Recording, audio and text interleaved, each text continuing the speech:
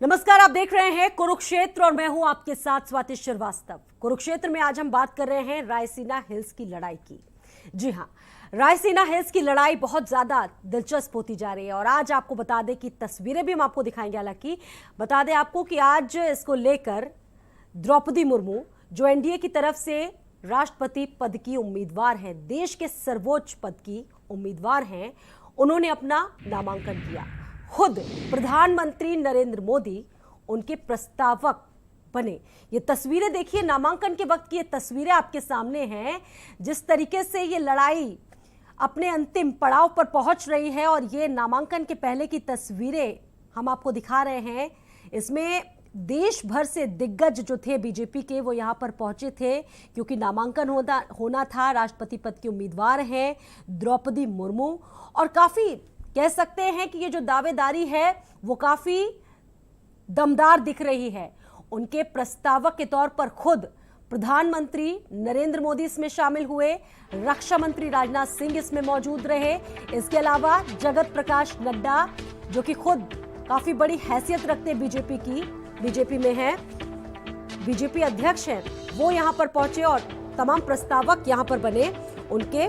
तो नामांकन हुआ इन सभी नेताओं के बीच में और एक तरफ एनडीए अपनी रणनीति बना रहा है और नामांकन हुआ। दूसरी तरफ अगर विपक्ष की बात करें तो विपक्ष की तरफ से यशवंत सिन्हा को उम्मीदवार बनाया गया है।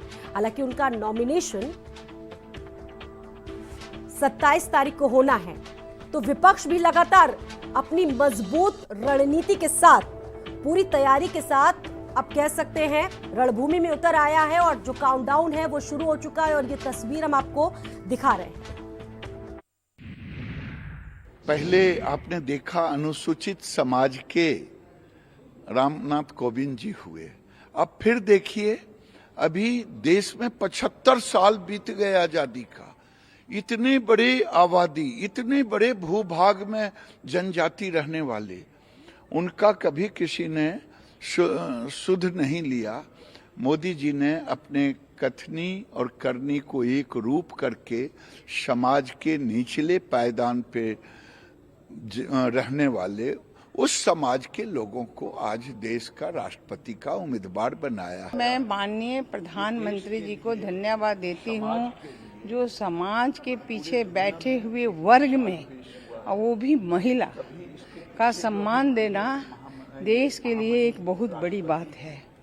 और आज विपक्ष को चाहिए कि घड़ियाली आंसू नहीं बहाते हुए सीधे सीधे महिलाओं को सम्मान करना चाहिए। कि जो भी राष्ट्रीय अध्यक्ष जी के निर्देश थे उसका सभी लोगों ने पालन किया और सिर्फ अनुमोदक प्रस्तावक वाला वो थे और कोई मीटिंग नहीं थी। अच्छा, और बाकी कोई गाइडलाइन था? नहीं, कुछ नहीं। एक ही बिंदु है कि देश में चुनाव होने राष्ट्रपति के, और हम लोगों ने फैसला किया है कि यशवंत सिन्हा जी देश के राष्ट्रपति हों, इसके लिए रणनीति बनाने का काम होगा। इसीलिए आज सपा के सारे विधायक और सांसदों की ये बैठक हो रही है। भारतीय जनता पार्टी विपक्षी विधायकों को खरीदने का काम कर रही है, तोड़ने का काम कर रही है और यही काम महाराष्ट्र में उन्होंने किया है। और इस पर चर्चा के लिए हमारे साथ तमाम खास मेहमान मौजूद हैं। उनसे सबसे पहले आपका परिचय करवाते हैं। हमारे साथ शबनम पांडे जी हैं, प्रवक्ता हैं बीजेपी की। बहुत स्वागत है शबनम जी आपका हमारे साथ। विकास श्रीवास्तव जी हैं, प्रवक्ता है कांग्रेस पार्टी से। सर, बहुत स्वागत है आपका। हमारे साथ रजा रिजवी जी हैं, वरिष्ठ पत्रकार। बहुत स्वागत है रजा रिजवी जी आपका भी इस चर्चा में। शुरुआत शबनम जी आप ही से करते हैं। शबनम जी, जिस तरीके से उम्मीदवार बनाई गई है राष्ट्रपति पद के लिए, देश का सर्वोच्च पद है राष्ट्रपति पद, बीजेपी कह रही है कि दूसरे दल तो हम सोच ही नहीं सकते जो हमने कर दिखाया।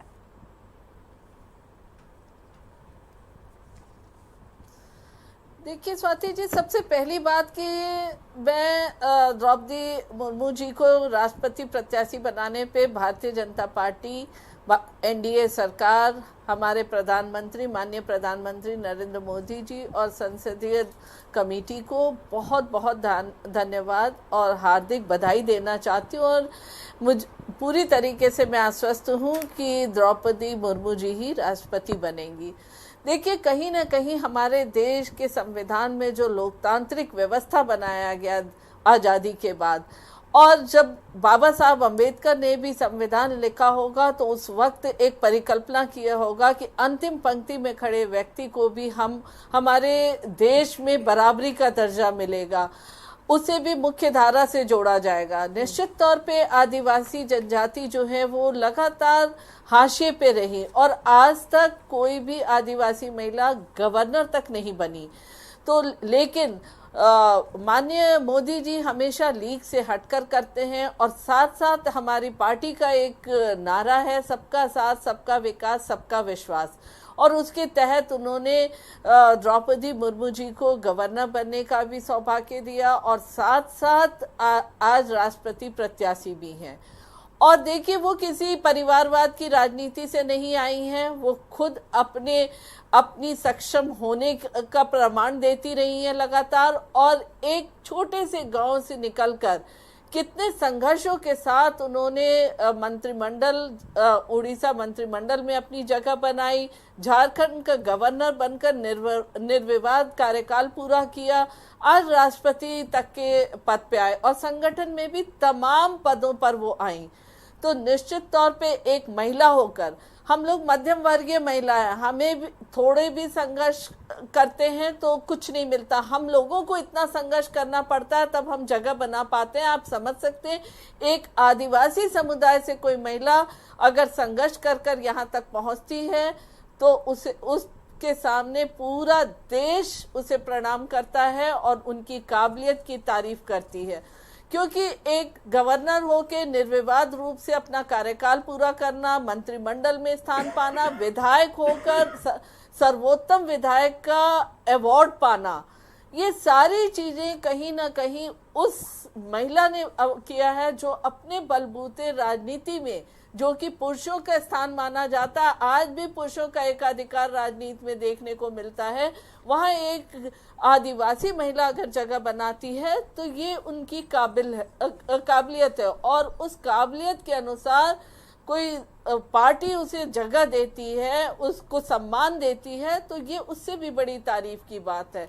मैं ये नहीं कहती कि अपोजिशन से जो उन्होंने खड़ा किया यशवंत सिन्हा जी कम काबिल है, लेकिन अगर उनकी काबिलियत शिक्षा के आधार पर या उनके मंत्री बनने पे दिया जाए तो वो एक ऐसे समुदाय से आते हैं जिन्हें अपॉर्चुनिटीज मिलती हैं और उस अपॉर्चुनिटीज के बाद वो वहां तक आते हैं। लेकिन ये उस समुदाय से है जो हाशिए पे रहा है। आज भी आप अगर देखें तो कितने आदिवासी अपनी प्रतिनिधित्व करते दिखते हैं। तो जब हमारी पार्टी एनडीए सरकार जब इनको चुनती है, एक प्रत्याशी के तौर पे संसदीय कमेटी चुनती है, तो निश्चित तौर पर इस बात की तारीफ भी करनी होगी और साथ साथ ये विश्वास भी देश को है कि आज देश जब आदिवासी महिला को प्रतिनिधित्व करने दिया है तो सारे वोटर्स उनके साथ खड़े होंगे, क्योंकि हमें कहीं ना कहीं एक उदाहरण पेश करना है उन महिलाओं या उन समुदाय को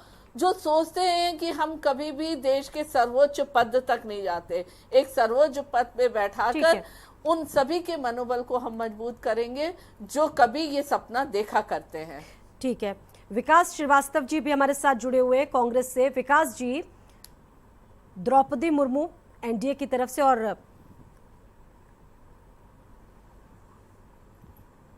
ठीक है, रजा रिजवी जी भी हमारे साथ जुड़े हुए हैं। रजा रिजवी जी, आप किस तरीके से इसको देख रहे हैं? देखिए, ये भारतीय जनता पार्टी ने तय किया है और एनडीए की एक कैंडिडेट है।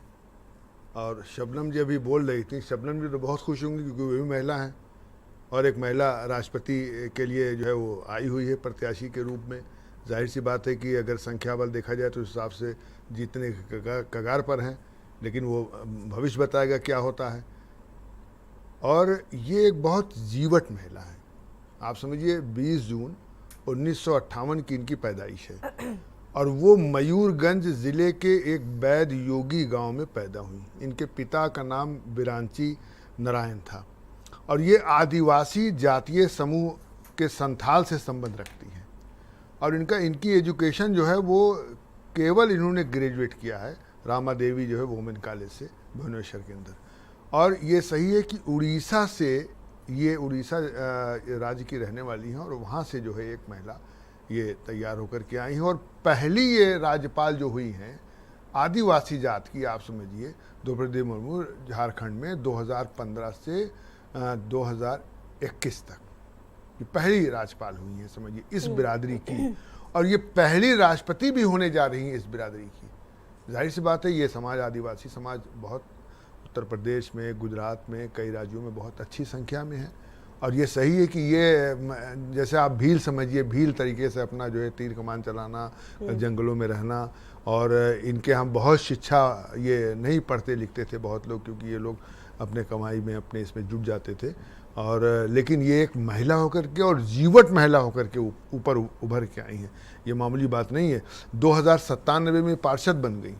इनकी जो राजनीति, अच्छा दूसरे इनके साथ दुख बहुत बीता, इनके पति एक्सपायर कर गए, श्यामा चरण, उसके बाद 2 बेटे इनके एक्सपायर कर गए, कैसे खड़ी हुई ये भी एक बहुत बड़ी बात है। इनकी बेटी है जो इतिश्री मुर्मू है, उसकी शादी भी हो चुकी है, एक बेटी ही हयात है, वही एक जिंदा है इनके साथ। तो इन्होंने बहुत स्ट्रगल, एक तो पारिवारिक पति न रहे, फिर बेटे ना रहें, जरा एहसास कीजिए, आप उसमें जाइए उनकी ज़िंदगी में, तो जाहिर सी बात है कि आदमी वो सब ना होते हुए भी उसके बाद संघर्ष करके आना, ये एक बड़ी बात है। और उस समुदाय से जहाँ बहुत संघर्ष ऐसा नहीं होता इस राजनीति के लिए, और उस समुदाय को संघर्ष में जगह भी नहीं मिलती। ये तो मैं कह रहा हूँ भाई, मोदी जी ने जो किया है या भारतीय जनता पार्टी ने जो किया है, उनको जगह जो दी है, ये जाहिर सी बात है एक बड़ी बात है, एक छोटी बात नहीं है। पार्षद बनी वो जो है राय रंगपुर से, वहाँ फिर वाइस चेयरपर्सन भी बन गई वो। और उसके बाद आप समझिए 2000 से 2004 के बीच उड़ीसा सरकार के अंदर ये परिवहन और वाणिज्य मंत्री भी रही, यानी एक्सपीरियंस अगर देखना चाहें तो मिनिस्टर भी रही हैं। ऐसा नहीं है कि मिनिस्टर नहीं रही, मतलब एक अनुभव है उनके पास मंत्रिमंडल का। पशुपालन विभाग की जिम्मेदारी भी रही उनके पास, और उसके बाद संगठनिक भी क्षमता उनके पास रही। राष्ट्रीय कार्यकारिणी में वो एसटी मोर्चा की सदस्य भी रहीं। तो ऐसा नहीं कि वो खाली जो है मंत्रिमंडल में रही, संगठन में भी रह के उन्होंने काम किया है। और संगठन में रह काम किया 2006 से 2009 तक जो ये मेले जब रही है, उसके बाद इनको जो है 2007 में सर्वश्रेष्ठ विधायक का नीलकंठ पुरस्कार मिला। ये एक बड़ी बात है कि विधानसभा के अंदर जो विधायक काम करते हैं उनके कार्यों का आंकलन होता है, फिर सर्वश्रेष्ठ विधायक का नीलकंठ पुरस्कार पाना, ये उड़ीसा के लिए एक बड़ी बात थी। और आप देखिए कि इससे पहले जो राष्ट्रपति कोविंद जी, जिनका कार्यकाल समाप्त हो रहा है, वो बिहार के राज्यपाल रनिंग राज्यपाल थे, और उनको बुला के जो है पर्चा भरा गया था। और ये राज्यपाल 2021 में राज्यपाल का इनका कार्य अवधि खत्म हो चुका था, तब इनको ला करके जो किया गया। आज मैं देख रहा था कि वहाँ बहुत से लोग, मोदी जी मौजूद थे, हमारे राजनाथ सिंह मौजूद थे, अमित शाह मौजूद थे, अनुप्रिया पटेल जी मौजूद थे, हमारे मुख्यमंत्री योगी आदित्यनाथ मौजूद थे, काफ़ी लोग मौजूद थे, पूरे प्रदेश के जितने चीफ मिनिस्टर हैं वो लगभग मौजूद थे। लेकिन वहाँ 2 डिप्टी सीएम नहीं दिखे। हमने देखा राम गोविंद जी का जब पर्चा भरा गया था तो 2 डिप्टी सीएम वहाँ बैठे थे, मुझे अच्छी तरीके से याद है। मैं भी उस टाइम भी चैनल में बैठा हुआ था, और चैनल में बैठ के मैं लगता है कि आपके ही चैनल पे था या किस पर था ये याद नहीं मुझे। वहाँ मैंने देखा था कि वो जो है क्या कहते हैं, केशव मौर्य भी और वहाँ दिनेश शर्मा भी मौजूद थे।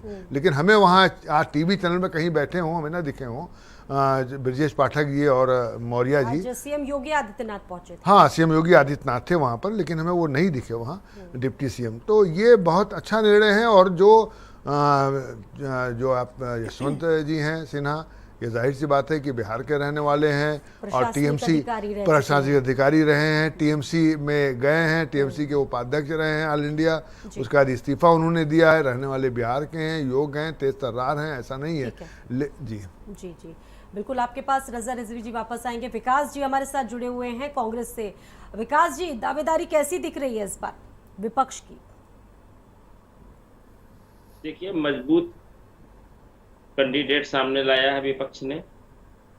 भारत को इस वक्त सबसे ज्यादा जरूरत है एक अर्थशास्त्री।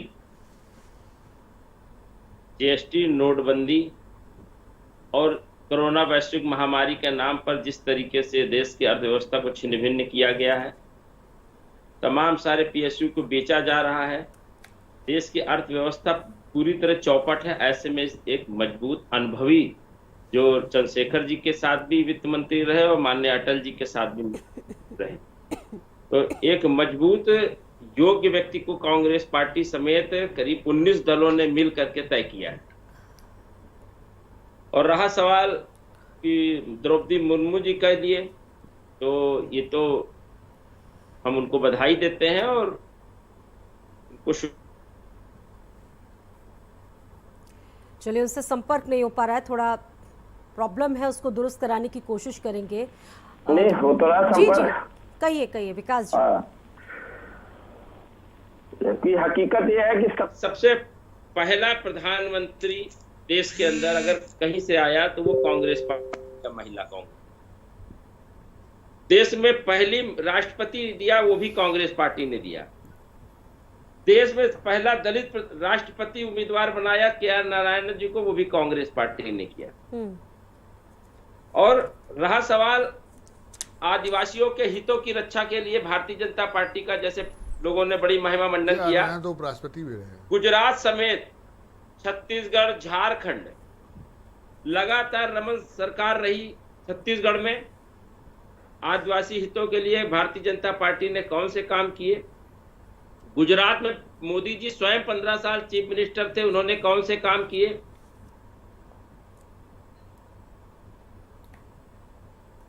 सोरेन जी के झारखंड में, उड़ीसा में बीजू जनता दल का लगातार राज है, वहां भारतीय जनता पार्टी अपना स्थान क्यों नहीं बना पाई? ठीक है, एक आदिवासी और दलित विरोधी मुहिम चलाने वाली भारतीय जनता पार्टी 2024 के लोकसभा चुनाव को देखकर राष्ट्रपति चुनाव का भी राजनीतिकरण कर रही है, क्योंकि विषय ये राजनीति से ऊपर उठ के तय करने का है। राष्ट्रपति देश का गौरव होता है, प्रथम नागरिक होता है, उसकी राजनीति को जातीय आधार पर नहीं इस्तेमाल करना चाहिए, जैसे कि मोदी जी करते हैं। गुजरात के चुनाव में रामनाथ कोविंद जी को उन्होंने कोविंद बिरादरी वहां पर गुजरात में है उसका बता करके वोट देने की राजनीति किया।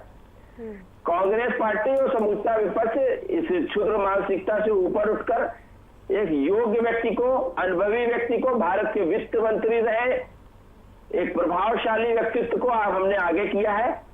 और हम समझते हैं जो नंबर का खेल है उसमें भी हम 38%। ठीक है, सारी बातें ठीक है, लेकिन मुकाबला कैसे करेंगे?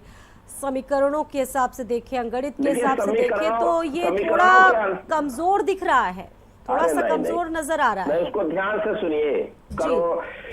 समीकरणों के आधार पर 48% एनडीए के पास है और 38% यूपीए के पास है।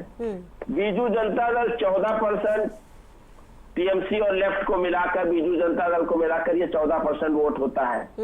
पूरा विपक्ष अगर एकजुट हो जाता है तो एनडीए के सामने बहुत बड़ी मुश्किल होती है। आपको याद होगा कि जाकिर हुसैन जी की मृत्यु के उपरांत कांग्रेस की सरकार थी और संजीव रेड्डी जी को राष्ट्रपति का उम्मीदवार बनाया गया था, पर माननीय इंदिरा जी उनको कम पसंद करती थी और कांग्रेस में उनके खिलाफ कुछ माहौल था और 163 उम्मीदवारों ने रेड्डी जी के खिलाफ जाके वोट दे दिया था। ठीक है। और बीवी गिरी जी को चुनाव हारना पड़ा, जिता दिया गया था और नीलम संजीव रेड्डी जी को चुनाव हारना पड़ा था। बहुत बार ऐसा हुआ है कि सरकार रहते हुए भी विपक्ष की जीत हुई है। ठीक है, शबनम जी। अभी ताजा उदाहरण है एपीजे कलाम आजाद साहब का। अगर राजनीति स्वाति जी जिस तरीके से एक सशक्त महिला जो अपने बलबूते पे एक गांव से देश के सर्वोच्च पद के लिए अपनी जगह बनाती है, उसको कमतर आंकना कहीं ना कहीं हमें लगता है कांग्रेस पार्टी के लिए मुश्किलें पैदा कर सकती है। लेकिन वो महिला अडिग है, वो महिला जीवट है, वो महिला संघर्षरत है और वो अपना स्थान बनाना जानती है। जैसे ही उन्हें राष्ट्रपति पद का प्रत्याशी बनाया गया, उड़ीसा के बीजू पटनायक जी ने समर्थन देने की बात की, वाईएसआर के जगन मोहन रेड्डी ने समर्थन देने की बात की। धीरे धीरे बहुत से विपक्ष साथ में आ रहे हैं, पर उसके ठीक विपरीत यशवंत सिन्हा जी कहीं ना कहीं मोदी विरोध करने का इनाम पाते हुए दिख रहे हैं। कहीं ना कहीं उनकी जो महत्वाकांक्षा रही, जिसकी वजह से वो मोदी विरोध करते रहे, उनकी उस महत्वाकांक्षा को एक कार्ड बनाकर, ये ट्रम्प कार्ड बनाकर ये उन्हें प्रत्याशी बनाना चाहते हैं।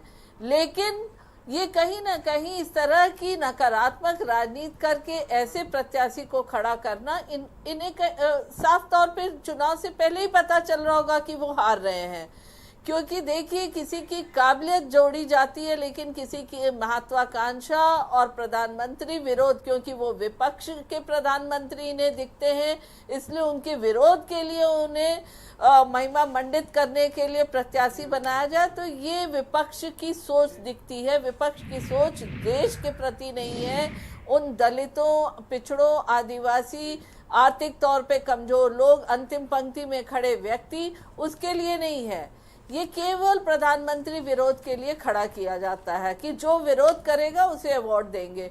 तो ऐसी सोच कहीं ना कहीं एक पीड़ित मानसिकता की हो सकती है, एक स्वस्थ मानसिकता की नहीं हो सकती है। और देखिए जिस तरीके से आदिवासी वर्ग से और एक छोटे गांव से बढ़कर वो आई हैं, वो आज कितनी महिलाओं के लिए आदर्श बनेंगी, कितने पुरुषों के लिए, कितने वैसे समुदायों के लिए, लेकिन जो शबनम जी, अंतिम पंक्ति में खड़े शबनम हैं जी, और उनके एक बात ये बताइए कि यहाँ पर आपने भी तो जातिगत फैक्टर देखा है ना, जातिगत फैक्टर तो आपने भी देखा है, कई राज्यों में चुनाव होने हैं। देखिए अगर किसी जाति विशेष की कोई महिला संघर्ष करके अपनी काबिलियत के बल पर ऊपर आती है तो उसे समर्थन देना, उसे आगे बढ़ाना उस पार्टी की, उस सरकार की जिम्मेदारी होती है। जो सरकार कहती है कि हम लोकतांत्रिक सरकार हैं, जो देश कहता है कि हमारे इधर लोकतांत्रिक व्यवस्था है, अगर हमने इसे अनदेखा किया और हम ये देखें कि कौन आईएएस बन गया और कौन फॉरेन मिनिस्टर बन गया और कौन प्रधानमंत्री बन गया और कौन परिवार का सदस्य है, तो इस तरीके से अगर कोई ढूंढता है किसी को तो निश्चित तौर पे वो लोकतांत्रिक व्यवस्था नहीं होती। लोकतांत्रिक व्यवस्था है कि कमजोर तबके से भी आकर अगर कोई नागरिक अपना हक चाहता है और स्थान चाहता है तो उसे बराबरी का दर्जा देते हुए वो स्थान देना, और कहीं ना कहीं उन सारे लोगों का मनोबल को बढ़ावा देने की जरूरत है जो ऐसे सपने देखते हैं। आज आप गांव में जाइए, आदिवासी मनोज पांडे जी भी हमारे साथ राजनीतिक विश्लेषक के तौर पर जुड़ गए हैं। आजादी के बाद ठीक है, शबनम जी आपके पास आएंगे अभी। ठीक है, शबनम जी आएंगे आपके पास। डॉक्टर मनोज पांडे जी भी हमारे साथ जुड़ गए हैं राजनीतिक विश्लेषक के तौर पर। बहुत स्वागत है मनोज जी आपका। मनोज जी, क्या मायने रखते हैं द्रौपदी मुर्मू के? राजनीतिक मायने रखते हैं जी, देश तो राजनीति से चलता है और राजनीतिक मायने रखते हैं। मुझे लगता है कि एनडीए ने भी बड़ा सोच समझ करके, एक तो महिला है, दूसरा आदिवासी है, तो उनके लिए दोनों फायदेमंद है। तीसरा वहाँ पटनायक साहब ने उनके लिए अपील कर दिया तो विपक्ष में अब वो राजनीतिक मायने हो गए, विपक्ष के वोटों में सेंध लग गई, तो ये भी राजनीतिक मायने हैं। और जो सबसे बड़ी बात है कि जो एनडीए है, मानने को तैयार कहाँ है? देखिए संजीव जी अभी हमारे साथ जुड़े थे। मानना न मानना तो अलग प्रश्न है भाई, हम न माने, न मानना तो जैसे रिजल्ट आएगा मानना पड़ेगा। मानना न मानना ये तब तक डिबेटेबल क्वेश्चन है जब तक कि रिजल्ट नहीं आ जाता है। यहाँ बिना लाग लपेट के देखिए, विपक्ष का काम एक सकारात्मक विपक्ष के रूप में होना है और विपक्ष को अपना प्रत्याशी खड़ा भी करना चाहिए। ऐसा नहीं कि लोकतंत्र में बिल्कुल एक तरफा चीजें चले, ऐसा उचित भी नहीं है, लेकिन हर समय विरोध हो ये भी उचित नहीं है। विपक्ष खड़ा भी करना चाहिए और प्रयास भी करना चाहिए। बिल्कुल बिल्कुल प्रयास भी करना चाहिए। और लोकतंत्र के को जिंदा रखने के लिए ये आवश्यक भी है। संवाद आवश्यक है, चर्चा, पर्चा और खर्चा तीनों आवश्यक है लोकतंत्र को जिंदा रखने के लिए। तो ये विपक्ष का प्रयास, अब ये नहीं कह सकते यहाँ की सराहनीय नहीं है, विपक्ष का प्रयास भी सराहनीय है कि लोकतंत्र को जिंदा रखने का वो प्रयास कर रहा है। कभी कांग्रेस की सरकार हुआ करती थी तो बाकी सारे लोग विपक्ष में होकर के ऐसे ही चुनाव लड़ाया करते थे, और देश में कोई पहला राष्ट्रपति का चुनाव नहीं हो रहा है। राष्ट्रपति, भाई देश की आज़ादी के 75 साल हो गए, राष्ट्रपति का चुनाव होता चला आ रहा है, तो चुनाव हो रहा है, लेकिन इसका अगर नेतार्थ नक्सल में जिस्ट अगर आप सोचें तो बस केवल एक है और एक ही शब्द है, वो है कि इसके राजनीतिक नेतार्थ हैं। ठीक है, रज़ा रिजवी जी, लेकिन कितना मुमकिन लग रहा है ये किस मामले? यशवंत सिन्हा के लिहाज से अगर हम देखें? देखिए, ऐसा अगर बीजेपी जो है, अगर उड़ीसा वाले और वहाँ तेलंगाना वाले ये अगर दोनों समर्थन न करते भारतीय जनता पार्टी का, तो बहुत टफ फाइट होती। और हमें लगता है कि बिल्कुल नेक टू नेक होती। तो भारतीय जनता पार्टी ने बहुत सर समझदारी उनके से, पास 48% ऑलरेडी और 2% मिल जाएगा तो 50% हो जाएगा हाँ, पूरा। तो वही बात हो गया रिजल्ट 50% जैसे 50% पूरा होगा, उसी की सीधी रिजल्ट सीधी हो जाएगा। जरूरत तो है। इसलिए बहुत या 50% समझदारी से ना हुए। 52% ऑलरेडी हो चुका हमारे जी पास। जी, तो इसीलिए बहुत ऑलरेडी उनके पास संख्या बल ज्यादा है। हाँ, बहुत समझदारी बहुत से ज्यादा। इसीलिए उन्होंने किया है। और बीजू पटनायक तो साफ साफ कह दिया, और वो कहते भी क्यों ना कहते, क्योंकि उनके स्टेट की महिला है। उनके साथ में जब बीजेडी और जब बीजेपी का कोलैबोरेशन से सरकार बनी थी, उसी में ये मंत्री भी थी। ऐसा नहीं है, जब बीजेडी और बीजेपी साथ में जब बनी थी वहाँ उड़ीसा में सरकार, तो ये मंत्री भी रही हैं। तो जाहिर सी बात है कि वहाँ की हैं और उड़ीसा की हैं, तो इनको करना ही करना था। तो इसलिए बहुत मजबूत स्थिति में है। और हमें लगता है कि ठीक है, विपक्ष लड़ रहा है, लड़ना चाहिए। विपक्ष ने कई कैंडिडेट विपक्ष को कहा, पहले सबसे पहले तो शरद पवार को कहा, उन्होंने मना कर दिया। फिर किसी एक और को कहा, उन्होंने कहा कि भाई मैं चौथा कैंडिडेट हूँ। सिन्हा साहब ने स्वयं कहा कि मैं चौथा कैंडिडेट हूँ विपक्ष की तरफ से, राष्ट्रपति का जो उतारा गया हूँ। तो जाहिर सी बात है। और आप एक में प्रत्याशी ढूंढे गए, जब प्रत्याशी नहीं मिले, स्वाति जी एक बात और आपको बता दूं, स्वाति जी एक आधे सेकंड में एक बात आपको बता दूं, जो हमारे भी कांग्रेस के भाई कह रहे थे कि मोदी के विरोध में यशवंत सिन्हा, मैं बताना चाहता हूं, मोदी के विरोध में यशवंत सिन्हा जरूर रहे, लेकिन उनके बेटे मंत्रिमंडल में शामिल रहे। जी जी जी, उनके बेटे मंत्रिमंडल में शामिल रहे। भारतीय जनता पार्टी ने उनको हटाया नहीं और विरोध कर रहे थे यशवंत सिन्हा। ऐसा नहीं है, रजा साहब, याद है मैंने ऐसा सभी नहीं को। कहा, मैंने ऐसा नहीं कहा। सर एक जो छोटा कहा सा है तो ब्रेक। वही बता दीजिए, ठीक है सर, इस हम पर हम सुधार वापस लेंगे आएंगे। उसको। नहीं मैं ठीक है मैम, इसके बाद वापस आ रहे हैं इस चर्चा में। एक छोटा सा ब्रेक यहाँ पर लेंगे। ब्रेक के उस पार भी हमारी चर्चा लगातार जारी रहेगी। एक छोटा सा ब्रेक, बहुत जल्द लौटेंगे।